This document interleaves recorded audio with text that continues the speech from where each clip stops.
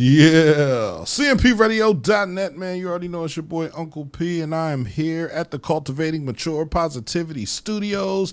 I have two very special guests.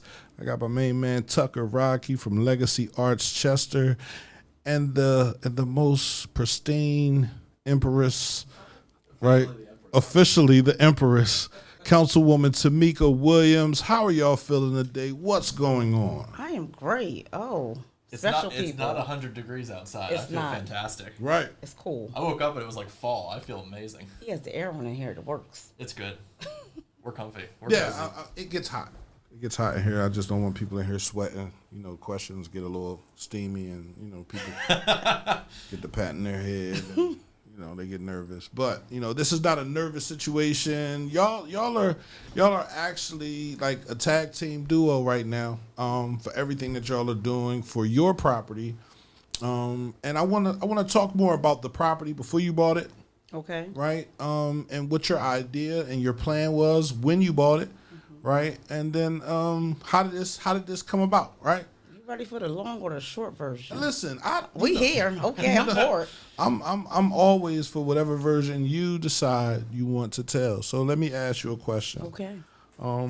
What can you tell us about the property's history, who owned it before, and what condition was it in when you acquired it? Oh, God. So let's go back to the 9-year-old Tameka, because the 9-year-old Tameka is the one who's seen the building when it was thriving. Okay, so Miss Lerman, Pauline Lerman, who also was a teacher here in the city of Chester, owned the property with her family, Mr. Morris, and her cousin Steve, her sister Ruth. I don't want to get the sister's name wrong because I forgot it, but it's okay. All of them lived together, and they owned the whole block of Concord at the end, at the dead end, and Central. They owned all of the houses on both those sides, and they had fruit trees, and they had the corner store. And one day I said, I want to see what the inside of this house looks like. And now fast forward to the 2000s, I would see Miss Lerman. I would pay for her groceries. She would say, how do you remember all of this stuff? And I said, because I was the newsy one. I always listened into all the adult conversations because I'm the oldest and I had a responsibility, so I want to know what's going on. And I remember this one time my mom didn't have all of the rent money. And I heard the conversation. This lady was amazing. She was like, listen, don't worry about it. You know, give it to me when you have it, right? And so that was a sense of unity back then. And Yes, she it was. wasn't black or white. I think they were Jewish. And she did that for us, and I thought, like, wow, you know, we weren't going to be put out on the street. Right. And so I told her that story, and she said, you remember a whole lot. And she asked me, did I become a realtor? And I said, well, how could this woman know that I was even trying to become a real estate agent? But she said, when you become a realtor, you come see me. So in 2019, I become a realtor. And I ran to go see her. When I knocked on her door, she opened it and she said, Tameka, it's about time. She said, if you could sell this burnt out property that I have, I'll give you all of the rest of them to sell. And so I sold the burnt out property in 21 days. I'm with United Real Estate Philadelphia if anybody's interested. And There's the plug. they accepted me, and she allowed me to sell my very first house. And that was the end of it, right? I sold that house and and one more that she had. And I thought, you know, that was over. Her nephew gives me a email, and he asked me if I could sell the property. I said, sure. We went into a story. I won't go there.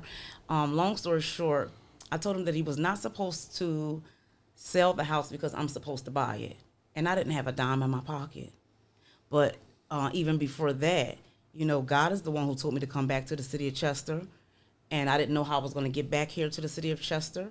Someone came. I said, God, if you want me to move back, pay my mortgage off. I was in Marcus Hook. A week later, a missionary couple came, gave me $20,000 and paid off my house. So I'm all happy and excited. Yeah, the house is paid off and everything. And God says, that's how you're going to get back to Chester, sell the house. I'm like, wait a minute. I sold the house. While everyone else is moving out, while everyone else is saying, we're getting out of here, we're not coming back here to the city of Chester, I'm coming in a different direction. I'm coming back. Right. You know, and I do believe God sent me back here, back to the 9-year-old now. We go into the house. The house was in total disrepair. It needed a lot of work. Right. So I ordered a dumpster, and I tell my sons, start at the basement, throw everything out. Right. My one son kept coming and said, Mom, you got to see this. There's a door in the basement. And I'm like, I don't care what's in the basement. Throw everything out. We go down in the basement, and you don't have tissues here. Right. But it was our front door to our house. 1617 Concord Avenue. A billboard stands there right now. But in the basement of this lady's house was the door. Right. And so I said, I finally listened to God. Right, I right. finally got something right. I was excited, right? Absolutely. But wouldn't know all the struggles it would then take Yes. to get this building in a livable, right? To make it livable for me. Like, I can live anywhere, right? But it was like, this is really challenging. Right. And so my hopes was to start my own nonprofit organization, which I did, stepping up mentoring and community interactions. And our goal is to help our community members one step at a time. Right. So I'm doing, so much happens on that block. Right. So There's much always happens something on that happening block. over there. Right. Like, I am a Christian, right? I love God with all of my heart. We have baptized over 20 people there, right? Women come in, they are willing to expose their weaknesses, Yes. and we talk about how they can change their lives. Right. They come back and they start volunteering, Right. right? And so it's like, the biggest thing for me even coming back to the city of Chester is inclusion. You can't exclude people and try to control people and manipulate and do all kind of crazy things, and then the people don't have any trust. Right. I wanted to be one that would shine bright for God and demonstrate his love, because love is demonstrated, not just declared. You can't say, I'm going to pray for somebody and then don't give them anything else to go along with that prayer. No, if you have food, you give them food. If I've paid bills and I've never had to say, hey, I paid this person. I've done it, and it's only come through the favor of God. But let me tell you something about favor, though. Favor will attract Yes. the adversary, Yes, it will. the enemy. People Yes. will become jealous and envious of you. And I don't have anything. Right. I'm saying everything that I have is because God has allowed me to be a steward over it. And I do my best to not mess up any of the funds that comes through. Right. So with the building, Tucker had been trying to reach me since October. Yeah, I texted you back in the fall. And I missed it. Just I missed it because I also had to learn balance Right. so that I won't miss opportunities like the one he's presented me with, right? And so I was like, Dag, I missed it. He says, I'm trying to come and talk to you. So we talk, get some things straightened out. He says he wants to do a mural. When I tell you, I was like, thank God, because at one time I was over, as a councilwoman, I didn't want my house to look like it was a blighted area. But it did, because it was 30 plus years of no maintenance, right? And so, I paid somebody to come and do it. They never came and did it, and it was some tensions there.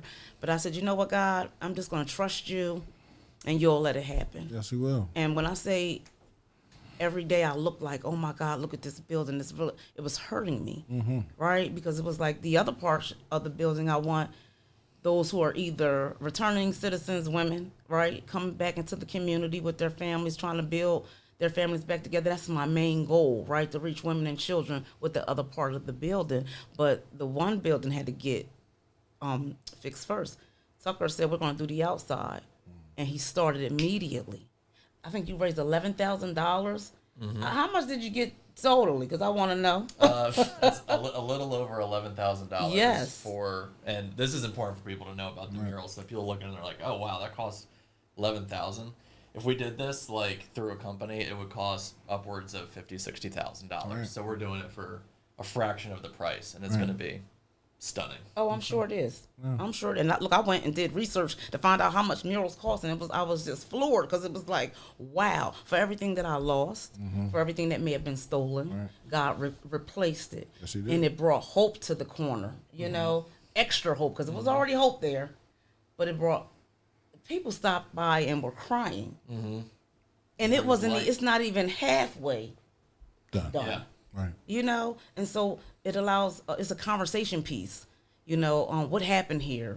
You know, people dig back into the history of who the Lermans were, right? And then they share their own stories with other people that lived there, because like I didn't know that you can walk from where I live on Concord across where the 95 is, and you come over to another, what was it, Walmack, some guy named Walmack, right? And so I'm learning history as I'm sitting in this location, and it's like, wow. And I welcome the stories. They're great ones, and like I said, it inspires so many people.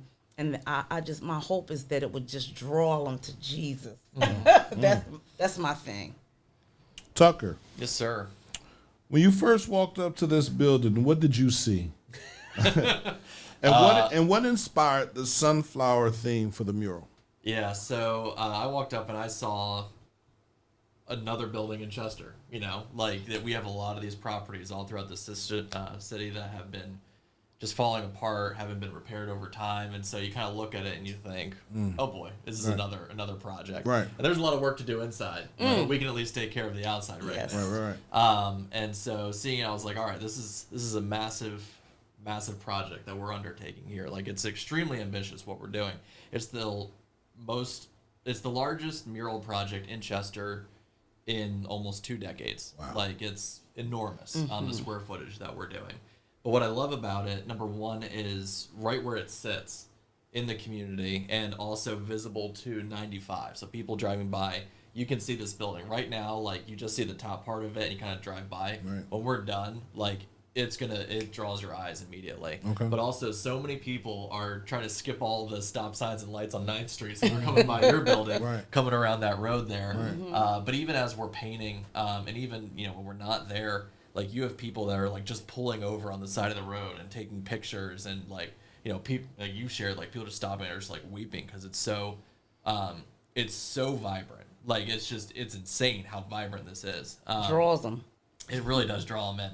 And the idea behind the sunflowers, so there's a little bit of history to this with the inspiration, starting with Vincent van Gogh, who was an artist in the late 1800s, one of the most well-known artists in the history of the world.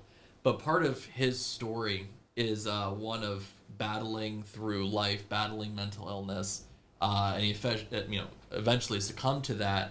But through his life, he tried not to pour into darkness. He tried to focus on the light. So, like, he's known for his colors. He's known for his vibrancy. He's known for finding beauty in darkness, finding beauty when there's brokenness. And so we wanted to take that idea and create a 3-story, just massive, vibrant art piece for the community, because we believe that our community is turning towards the light, right? Absolutely. Like, we're focusing on doing good things. We're focusing on what is good and wholesome, what is light, what is love. You know, we're focusing on joy. There's a lot of things you can focus on in Chester if you want to get sucked into the darkness, right? If you want to get pulled down, if you want to feel depressed, if like you can. It's easy. Like, that's where very everything easy. naturally leads. But we're saying, hey, we're going to move in a different direction, okay? Absolutely. You want to focus on this? That's fine. That's your decision. right. We're going to move in a new direction. Absolutely. We're going to rebuild. We're going to Yes. repaint. We're going to make beauty. And here's the thing is, with something like a mural, right, it's extraordinarily cost effective, and the impact is extraordinary. So, like, University of Pennsylvania put out this study recently, and they're starting a new one soon, about the effects of public art on the reduction of crime in communities. So they looked at Philadelphia, because Philadelphia is the most muralized city in the world. And they just looked at, with no other changes, like the residents didn't change, incomes didn't change, schools didn't change, police force didn't change, nothing changed. All they did was they took vacant lots, they put in pocket parks, and they did a mural on the wall. And violent crime in those areas, Went with down. no other changes, dropped by 15 to 30%, Absolutely. like statistically. Right. And it's extremely cost effective. So we're looking at, all right, beyond just this mural, how are we bringing light into other pockets of Chester? that maybe have more crime issues, that there is more darkness. We're going to bring light there. We're going to bring beauty there. Yeah, I got a side of my building. You can paint that. Yeah, absolutely. I'd love to. Right, Fantastic. right, We'll put it on the map. Yeah. I have a giant map of Chester where I'm just slowly labeling where we can do projects and make these things happen.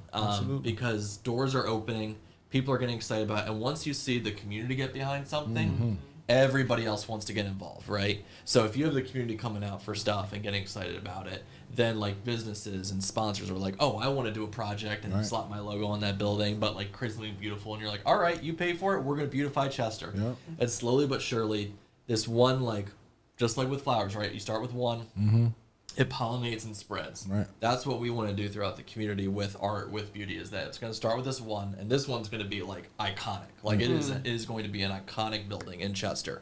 And just see it spread throughout the rest of the community, that when people talk about Chester, they can't not mention, oh, you got to go check out the murals in that city. You got to go see it, because it's amazing. There's nothing like it. You gotta witness this for yourself. You know, the one thing that allowed me to know that we were bringing hope into the community is when I have a cousin. Her name is Chanel Emmons Cheney, and she has a group called Sunflowers and Lemons. These are mothers who have lost their children to gun violence in the city of Chester. And there's some other ones that have different issues.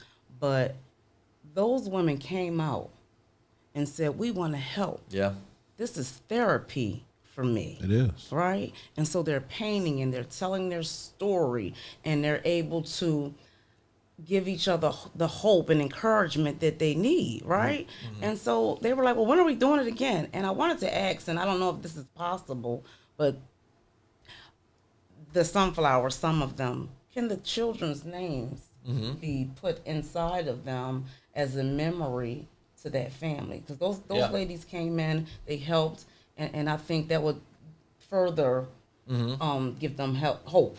Yeah, for sure. And when we do, I mean, we'll talk about this in a minute, but when we do the unveiling, what I'd love to do is we'll have a bunch of paint markers out where the community can come out, and in like the lower section, they can sign their name to it. Okay. Because this isn't just like, you know, I've been, you know, a longtime resident of Chester. My family's been here for, 200 years or so. Like, you're a resident of Chester.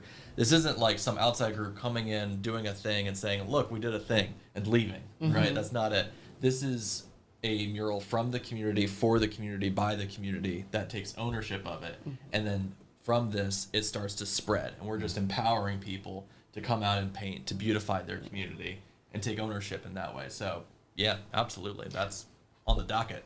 What I loved about it when because I was, of course, at work at City Hall that day that you were all painting, but I was watching the pictures that you were posting, and there was an age group. Oh yeah, I mean, my daughter was there; she was 2, so we had a 2-year-old up to, I don't even know. In I'm not going to guess anybody's 70s, age. 80s, maybe, but they look good doing it. Okay, and it helped my mom. Like my mom. We lost my sister. Her mom and was just outworking everybody out there. She had like a whole wall by herself. While the rest of us are sweating and dying, she's just out there making it happen. When she puts her mind to something, she makes sure it happens. But that was a therapy for her. You know, she's raising my sister's children who passed, and it's an outlet. Yeah. It's an outlet. And some people need that outlet. There is something like powerful and I think spiritual that happens when you create instead of destroy.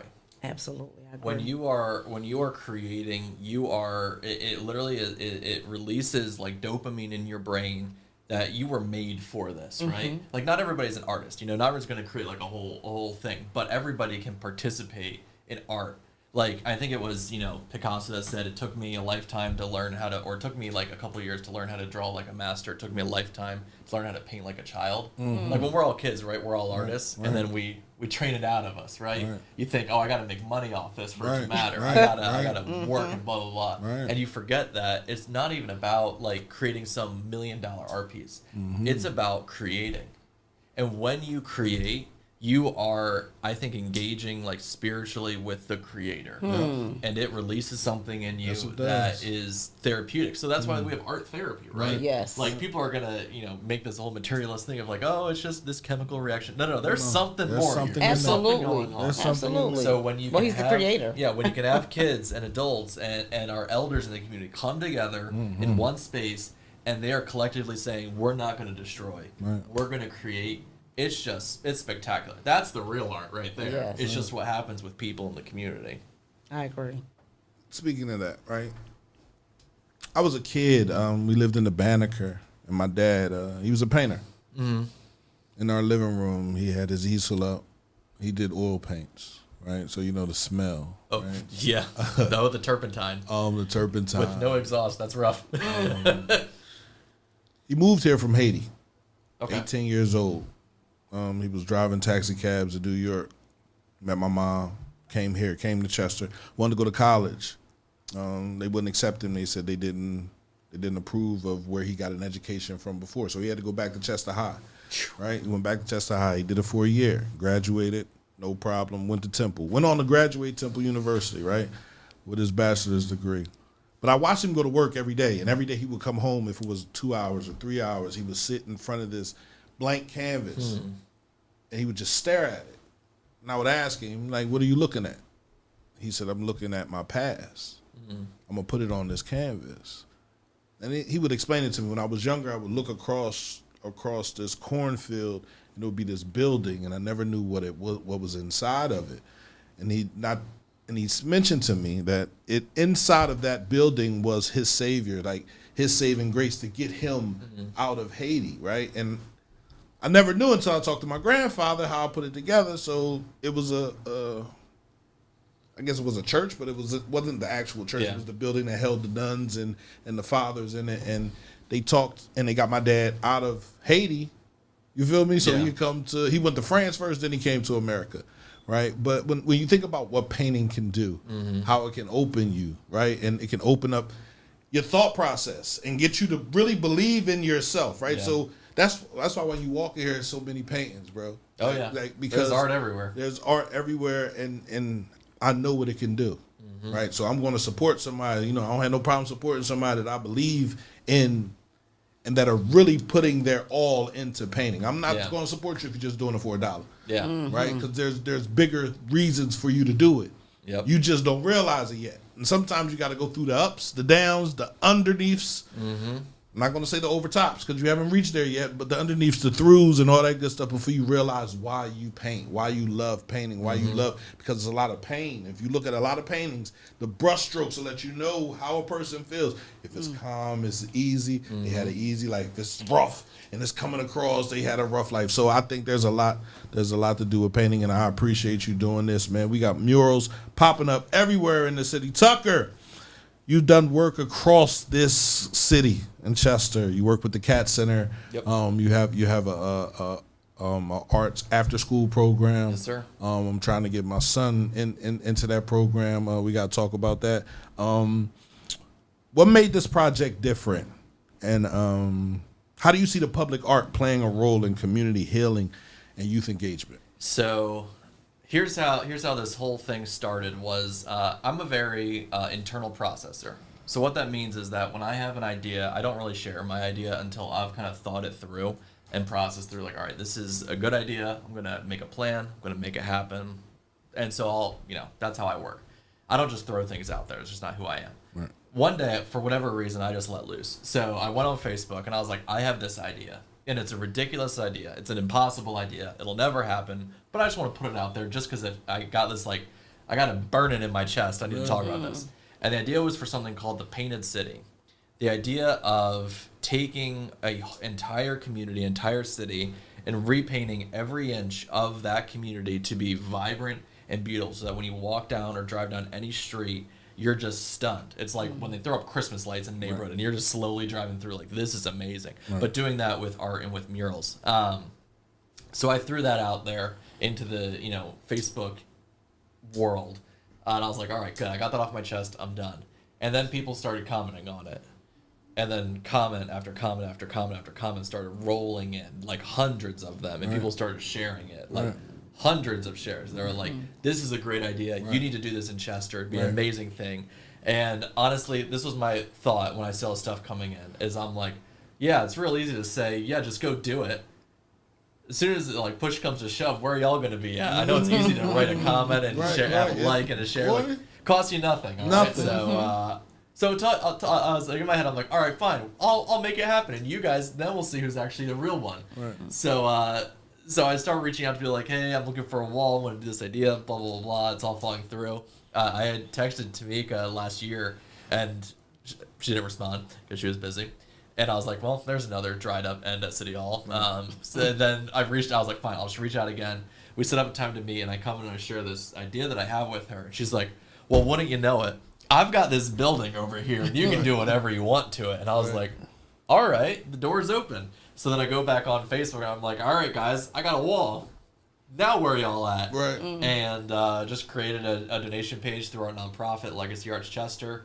And, you know, like I said, like, in about 2 weeks, raised about $11,000 from people in the community, outside the community, people that used to live in Chester that moved away, or like their family grew up in Chester and they're in different parts now. They're like, we love this city. We'd love to see it come to life again. This is a great idea. Here you go. Absolutely. I've seen it. And so all that came in, and I was like, all right, well, now we're going to go do it.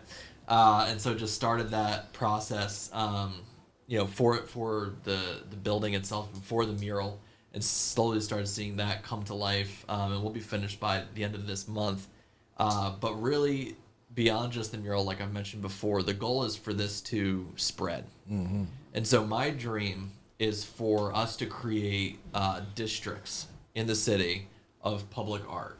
So one of the issues we have in our community is that we have a lot of people doing a lot of really good things with zero strategy and cohesion to it.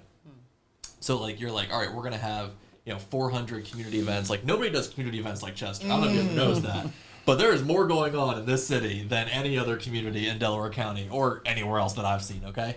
But we have a lot of things going on, and we need people to come together and work together for a cohesive vision. So instead of saying, I'm going to do this one mural, and then I'll do another one if I find it, I want to create a cohesive vision for our city of these districts of, like, we're going to have, like, over by Tameka's property, like, I want to do a art masters district. So with the houses in that area, we take these iconic art images like Vincent van Gogh's Sunflowers or Starry Night, or, you have Monet, you have Cézanne, you have Rembrandt, you have Picasso, those things. You create public art with those, and then we spread that around so that we have like a sports district where we get like the Eagles and the Union to sponsor a whole neighborhood where we do an entire neighborhood of murals around that theme. And then just imagine like this spreads and grows. People, they sign up for like a mural trolley tour through the city, and they get a map. They say, oh, I want to go see the Eagles district. I want to go see the Masters district. I want to see the Chester History district.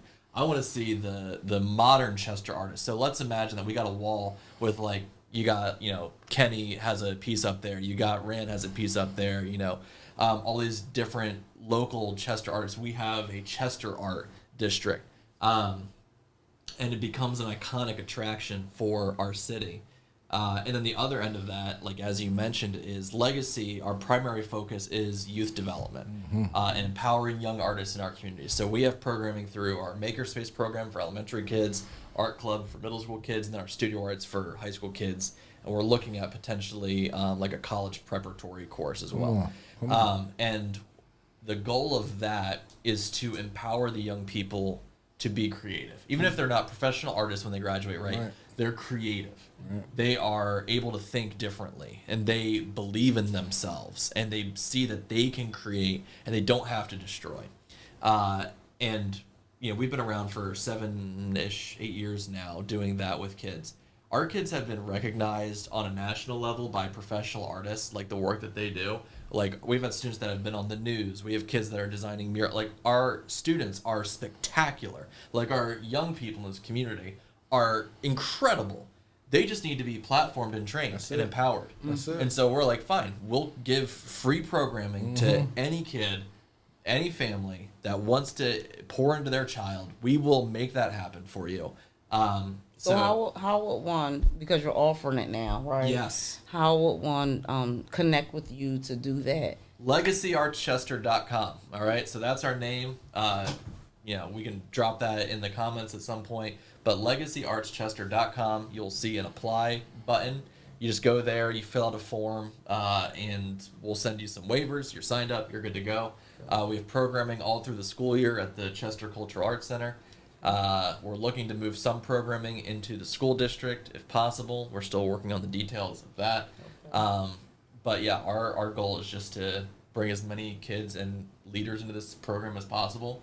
If you are a Chester resident, to all of you out there, and you would like to be a part of mentoring and leading the next generation of artists, you don't even have to be artistic, but if you care, come be a part of our program. Come be a mentor. Come be a volunteer. Wow. Because it's all about us coming together, right? Yeah, it's gonna spread. We're not in competition with anybody, right? I'm not competing with this group or this program or that program. We're all one family. We're all one city. We're all one community. So let's just come together to make something beautiful happen and to empower our young people and stop with all the nonsense. It's happening. And it's like you said, you want to start with one piece, and I'm so very, very honored that you would even want to do it there. Oh yeah. Like, you had no idea what was going on. Listen, it's a free wall. I'm here for the wall, baby. LegacyArtsChester.com? Yeah. Yes, sir. Yep. No, it's been great. I mean, just talking to people in the community and just seeing people when they drive by and they slow down and look at that mural and they roll down their window and they're like, "This is amazing! I'm so excited to see this for our city. So excited to see it for this block." And it's just, you start with one good thing. You start with one good thing, and it'll spread if you have a strong vision behind it. Yes. If you have the organization to make it happen, and we do.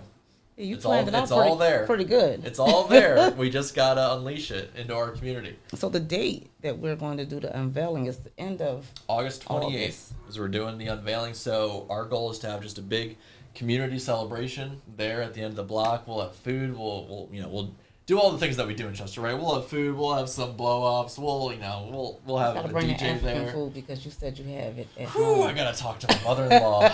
That she loves making food for everybody. That would be so good. It'd be so good. Send her over. And we'll have we'll do a big unveiling. I haven't figured out if we'll be able to actually do a tarp drop unveiling yet, because that building is so massive. It is huge. It is very large. But we'll be there to celebrate the beauty in our community, and so our goal is to have as many people out for that as possible. It's free. If you want to vend there, if you want to promote, we want all community programs to be there, because we're about supporting each other, promoting each other. So if you have mentoring programs, youth empowerment programs, everybody come on out, have information to share with the community, get people plugged into your programs. Like I said, we are not competing, right? It's about coming together. So if you want to promote, your business, your organization, your nonprofit, whatever it is, reach out to me, which is just my name, Tucker at LegacyArtsChester.com, and we'll get you set up. You'll be on the list. We'll be good to go. But it's going to be an amazing day, and it's just going to be I'm excited. All good vibes, right? All good vibes. All good vibes. I'm excited. Ain't no nonsense. At all. None at all. Miss Councilwoman, you're not just restoring a building, right? I think you're restoring hope in that area. What kind of future do you see for this space? So, you have to be strategic about what you want to do. Like the Bible says, write down your vision and make it plain, right? So I wrote down a couple of things that I'd like to see happen when the mothers and children come in. Like, some of them may not have education. They may have basic education. So I've reached out to Delaware County Literacy Council, what is it? I think they changed their name. Mm-hmm. But so to bring some programs in to help strengthen areas where they're weak as far as maybe math or English or English as a second language to some folks. It's so many different opportunities that can take place there. But my hope is that they're not just educated and let go and just released out into the world, that we will be able to give them some goals that they're able to meet and advance their lives. A lot of people, they lose hope when they don't have anything to show for, They lose hope when they feel like, I'm a failure, I didn't finish high school.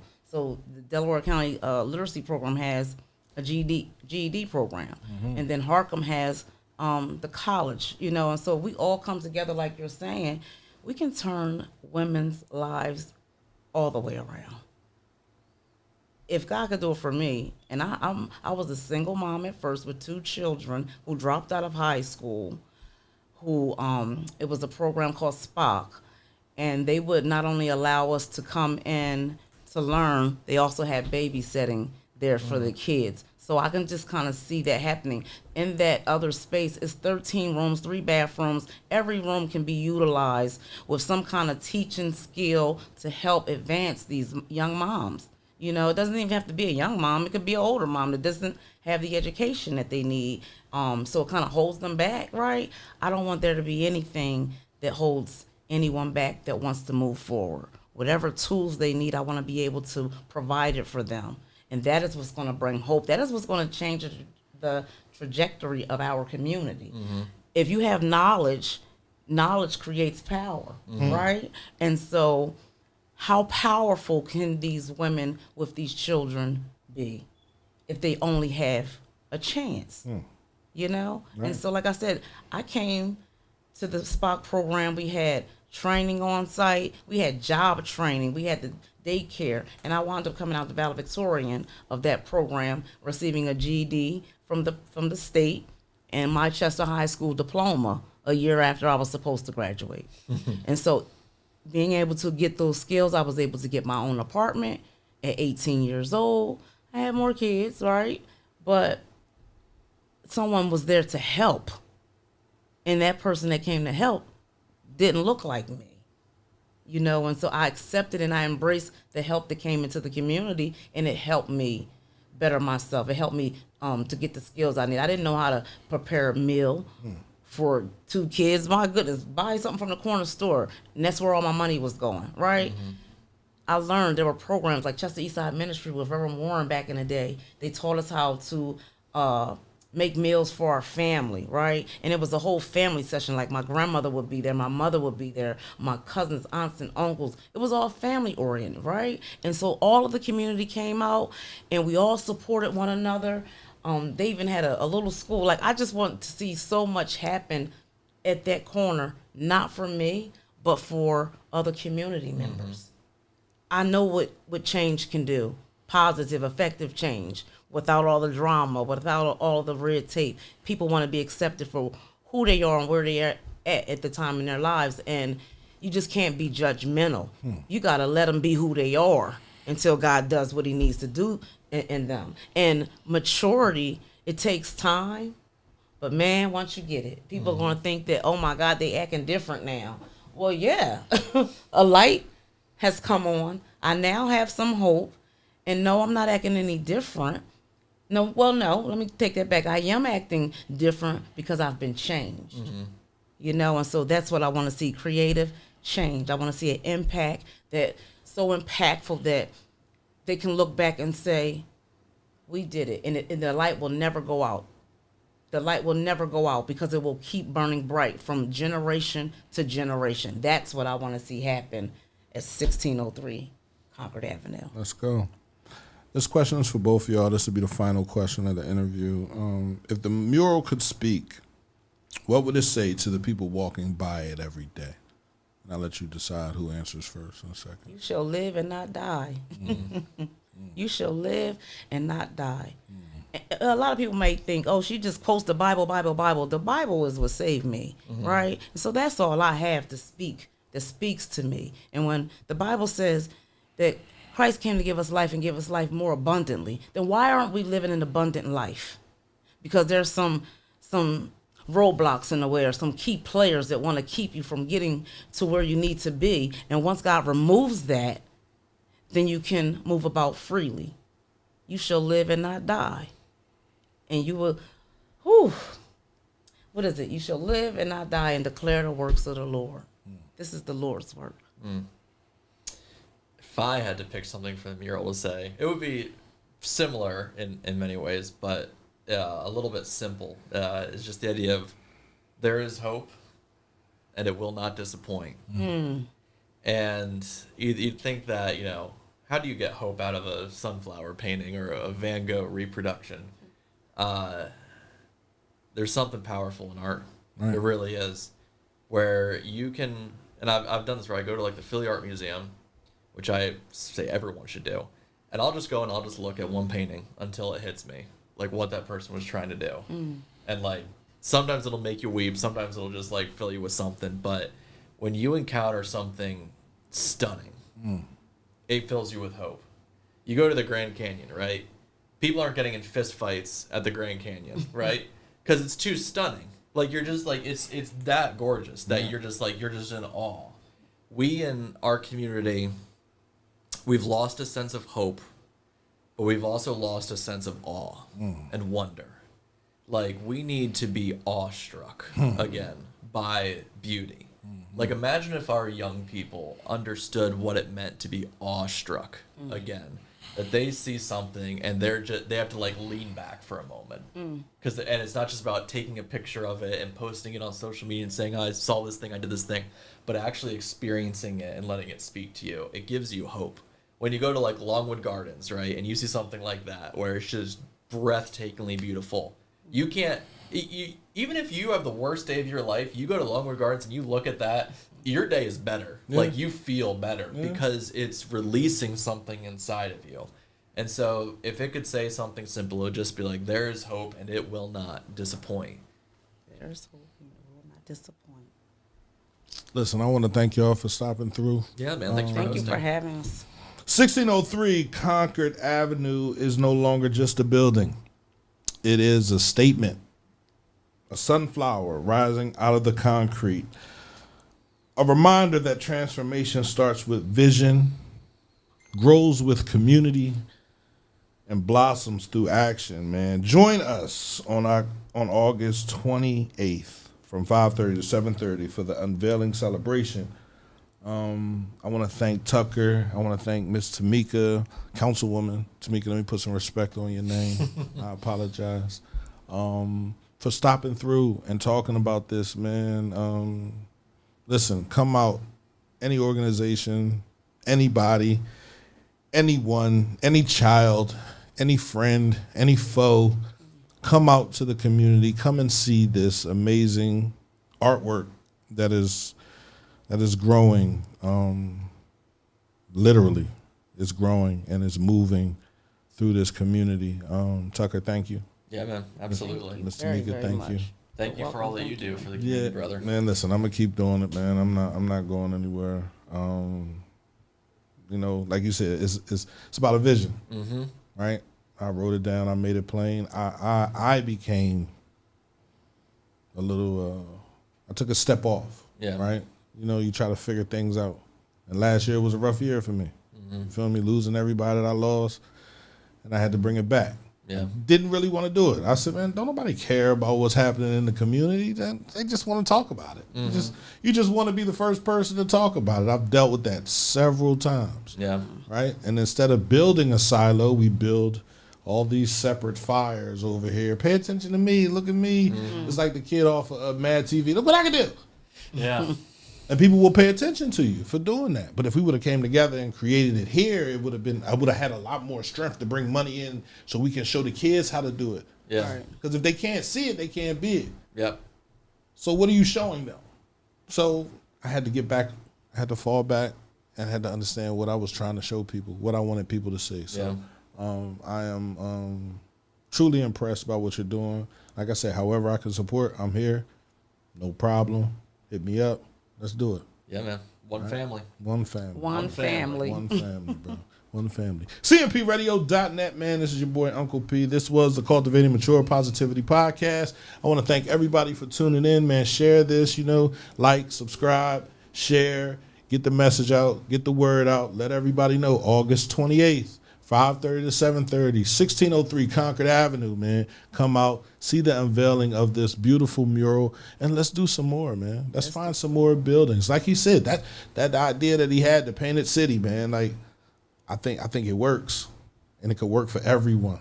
And if you've got a wall, hit us up.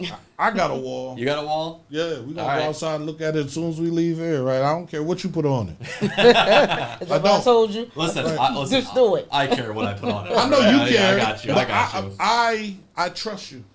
Yes. Right. I trust where you are. I trust how your vision. I trust what you see. I trust what you want to say. Right. So, and that's one thing about trusting an artist. You need to trust what they want to say.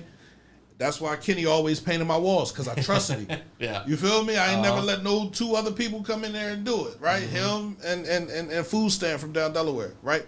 I trust their vision. They were in agreement with what I was talking about and what I wanted to see. But you know, I think for the city moving forward, Kenny, Rand, Dev, you, the other artists that are behind you, the artists that are sitting behind you, and they don't know that they have it in them. Yeah. You feel me? They don't know until they put that paint and that brush to the canvas. They don't know that it's in them for real, for real. And that's why when my son to come, because he has it, he gets it from my dad. I watch him when he's drawing. I'm like, yo, let's unlock it, baby. you feel me? Like, so it's like, my other son, he paints. He was painting with Kenny when I first started the radio station, but you know, he fell off from it. But he doesn't have a problem with doing it. Bring it out of him. We'll bring it out. That's what we have to begin to do to our children. Yes. Right? Stop allowing them to figure out where they're going. Tell them where they're going. That's some old school parenting right there. But that's some Haitian parenting right there. But honestly, that's when we want it more. Uh-huh. You feel me? If you allow a child to come out and say, yeah, I just want to sit here and collect lead paint falling off the sit. No, you got to get out there. You got to get out there. You're going to be a doctor. Pick up the book. Show them. And you can do your passion later. The thing that drives you craziest, you can do that later. But right now, I need you to focus on something that will bring you money and allow you to see what you're capable of. So thank you. I thank y'all. I appreciate y'all. Thanks again. And, we're out of here, man. CMPradio.net, man. You know it's the station.